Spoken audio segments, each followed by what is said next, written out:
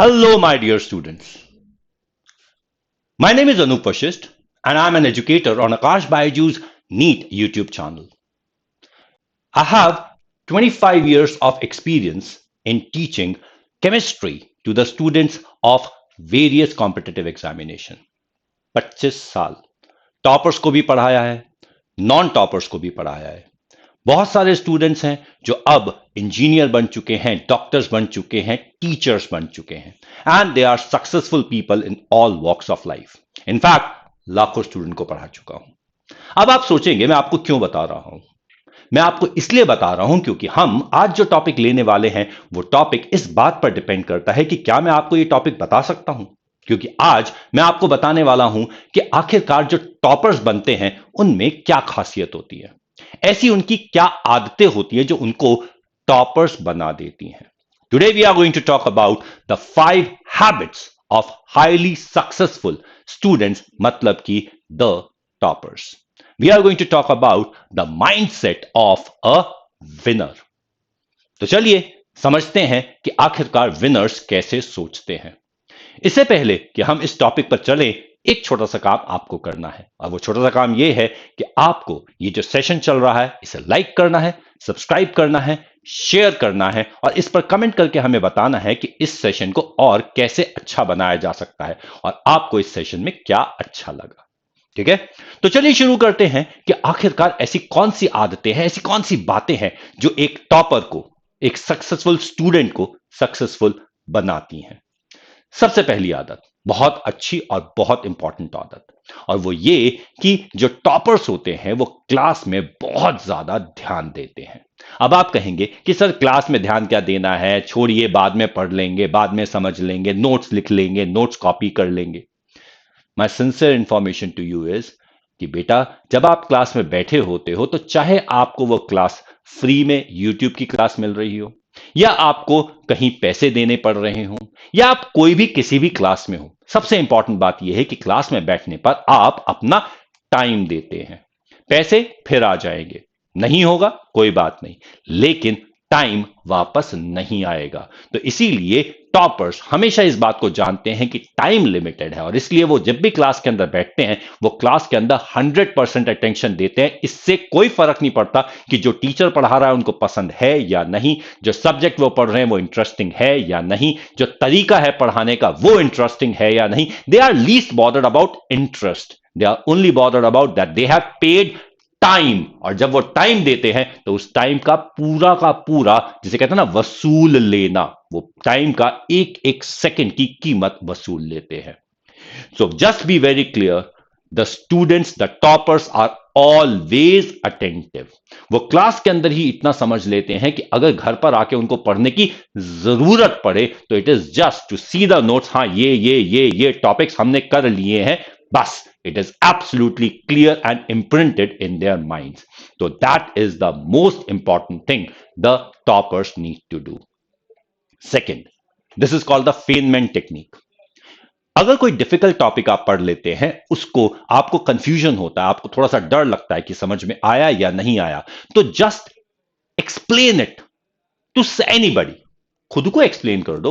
यहां पे कॉपी खोलो और टॉपिक लिखना शुरू करो। हाँ फिर मैंने ये ऐसे किया, ऐसे यहां से ये ऐसे गया, फिर इसको इस तरीके से डिवाइड किया, इसको इस तरीके से मल्टीप्लाई किया, यहां पर इसका कंसेप्ट इस तरीके से जाएगा। और जब आप एक्सप्लेन कर रहे हो तो चाहे अपने आप को ही एक्सप्लेन कर रहे हो तो आपको ये पता चल जाता है कि क्या चीज आपको समझ में नहीं आई। कई बार आप एक्सप्लेनेशन अपने आप बना लेते हो, आप अपने आप को समझा लेते हो।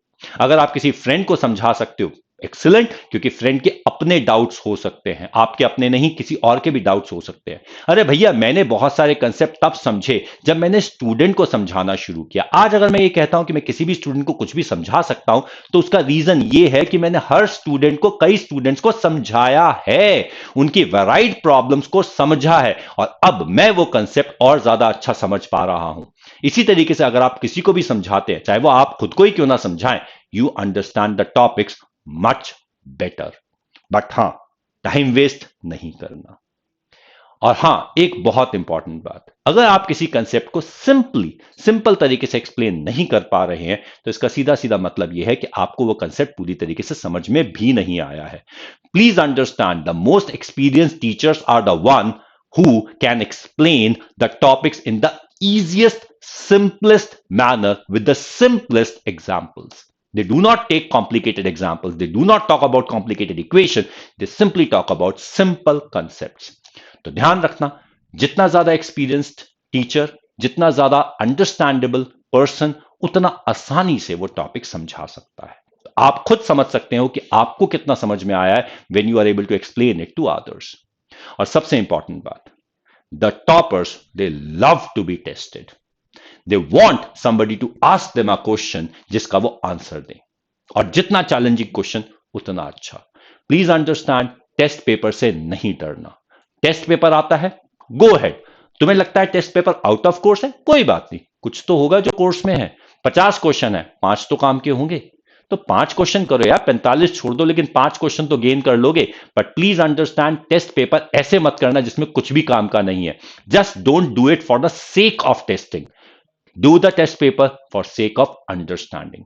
और प्लीज अंडरस्टैंड, टॉपर्स कभी भी लास्ट डे का इंतजार नहीं करते. वो ये नहीं सोचते कि जब एग्जाम की डेट शीट आ जाएगी तब प्रिपेयर करेंगे, जब एग्जाम की डेट आ जाएगी तब प्रिपेयर करेंगे. They keep on preparing themselves. हाँ, एक अंदाजा हमेशा होता है कि एग्जाम कब होगा, लेकिन अगर वो जल्दी काम कर सकते हैं, they will do it, because उनको अच्छी तरह पता है कि हमेशा कुछ ना कुछ बच जाता है जो लास्ट मोमेंट पे करना पड़ता है. तो इसीलिए डू नॉट लीव एनीथिंग. और साथ ही साथ जब भी आप कोई टेस्ट पेपर देते हो, उसको पूरी तरीके से एनालाइज करो. अगर कोई गलती हो गई तो देखो आपने वो गलती क्यों की है, और अगर आपके पेपर में पूरे मार्क्स आ जाएं, अगर आपको 100% भी मार्क्स आ जाते हैं, then in that case also think over कि क्या ऐसा कोई क्वेश्चन था जिसको आप गलत कर सकते थे, क्या उसके अंदर कहीं कोई लक का फैक्टर था. Please do not leave anything to chance. Luck के लिए कुछ मत छोड़ो. अगर लक के लिए छोड़ दोगे तो बेटा लक बहुत बुरी तरीके से फेल करता है. तो just don't leave anything to the chance.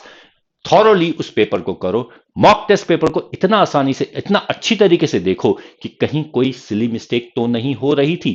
अगर हुई नहीं और हो सकती थी, कई बार ऐसा लगता, ओहो अच्छा हुआ मैंने बी मार्क किया, सी मार्क करने वाला था लेकिन नहीं किया. तो सी मार्क करने वाले क्यों थे, किस बात के कंसेप्ट में कंफ्यूज हुए थे, क्यों बी और सी में कंफ्यूजन हुआ था.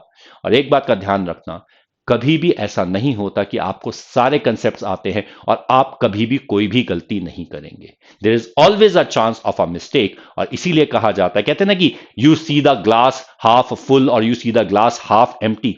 The toppers always see that the glass can never be full. There is always place for it to hold more water. बिल्कुल उसी तरीके से आपके प्रिपरेशन में हमेशा कुछ ना कुछ जगह होती है और प्रिपरेशन की. तो be prepared every day to learn something new. गलतियां ढूंढो और कभी उनको रिपीट मत करो. टॉपर्स के बारे में मैंने एक बात देखी है, हम कई बार करते हैं ना कि हमारे पास अगर कोई गलती हो जाती है तो गलती को रगड़ देते हैं, छुपा देते हैं, किसी को दिखाई ना दे, इस तरीके से गलती को मर्ज कर देते हैं, बंद कर देते हैं. लेकिन टॉपर्स के साथ क्या होता है, उन्होंने गलती कर दी, ओह गलती हो गई, they will just put a line there कि हाँ ये गलत है, तो लाइन लगा दी, लेकिन उसको छुपाने की कोशिश नहीं करेंगे. जब दोबारा पढ़ेंगे तो उनको पता चल जाएगा कि हाँ ये गलती हुई थी, इसे अगली बार नहीं करना. Let the mistakes be reminding. और इस बात से क्या डरना कि कोई तुम्हारी गलती देख लेगा, वे देखता है तो देखता रहे, क्या फर्क पड़ता है. Let them see the mistakes. But these people who are looking at your mistakes now, they will look at your success later. तो ठीक है, आपने गलती की थी तो क्या हुआ, सक्सेस भी तो आप ही की है. और सबसे इंपॉर्टेंट बात, हमेशा खुश रहिए. परेशानियों से परेशान मत होइए. मुझे पता है कहना बहुत आसान है, परेशानियों से परेशान मत होइए. अगर परेशानी से परेशान नहीं हुए तो परेशानी कैसी. लेकिन फिर भी ध्यान रखिएगा कि अपने आप को खुश रखने की जिम्मेदारी आपकी है. आपकी सक्सेस की जिम्मेदारी आपकी है. आपको अपनी लाइफ का कंट्रोल खुद रखना पड़ेगा. आपको कब पढ़ना है, आपको कब नहीं पढ़ना, आपको कब आराम करना है, आपको कब खुश होना है, आपको कब परेशान होना है, यह आपका डिसीजन है, किसी और का नहीं. हर चीज की रिस्पॉन्सिबिलिटी खुद लीजिए. आप ये नहीं कह सकते कि उसकी वजह से मैं नहीं पढ़ पाया या उसने ये किया था तो मैं नहीं कर पाया. You have to take the responsibility of your studies, your happiness and your health. You can not compromise on your health. अगर आपका नींद का समय है तो आपको सोना है, अगर आपको खाना है तो आपको खाना है. You have to take the balance diet, you have to take the nourishing food and you have to take care of yourself. Nobody else is responsible for your success or your failure. समझ में आ गई ये बात. These are the things a topper always understands. So, always stay positive. You have to work very hard and you have to make your success happen. So, that is what makes a topper because a topper is a topper because of himself or herself. ठीक है मुझे बोलना चाहिए toppers are toppers because of themselves. So stay positive, work hard and make it happen. अगर कोई doubt होता है तो we teachers are always for you. Thank you.